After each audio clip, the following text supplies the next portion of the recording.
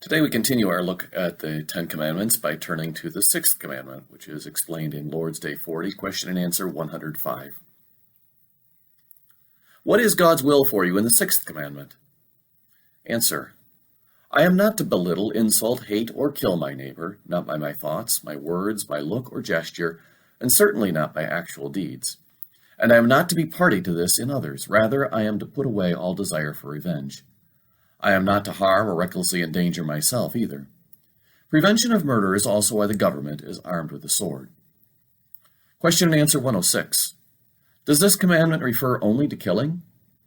Answer: by forbidding murder, God teaches us that he hates the root of murder: envy, hatred, anger, vindictiveness.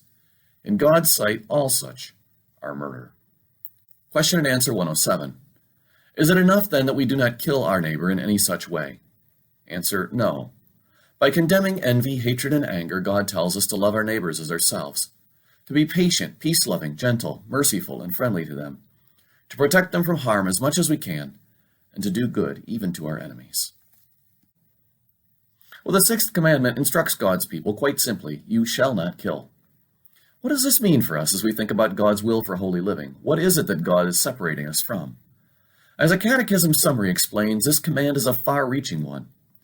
To my knowledge, there's very few people that I'm personally acquainted with who have actually taken the life of another human being in cold blood. But there are plenty of us who have had to struggle with questions about warfare, suicide, abortion, euthanasia, and child abuse. And none of us are exempt from the charge that we've belittled or insulted another person. Not that we intended to kill them physically, but in the moment we expressed the thought that we'd be better off without them. We wish we didn't have to be bothered with them as a fellow human being. The Bible warns that the root of murder is in our heart: envy, hatred, anger, vindictiveness. The Apostle John warns anyone who hates his brother or sister is a murderer. Jesus himself says, anyone who says, "you fool," will be in danger of the fire of hell. I think that places us, most of us anyhow, on pretty warm ground. It's easy to insult and be dismissive of other people. We want to build ourselves up and not be bothered with making others look good. In fact, restraining the effects of disagreements is one of the reasons our court system exists. We need a place to go so that angry instincts are not the primary way that we deal with disagreement. What is demanded of us as God separates us from this specific sin is that we protect and build one another up. The author of Hebrews writes, "Keep on loving each other as brothers and sisters." The Apostle Paul explains elsewhere how this happens. Do not let any unwholesome talk come out of your mouth, but only what is useful for building one another up according to their needs. Even when we offer correction and rebuke, God tells us, do not hate your brother in your heart.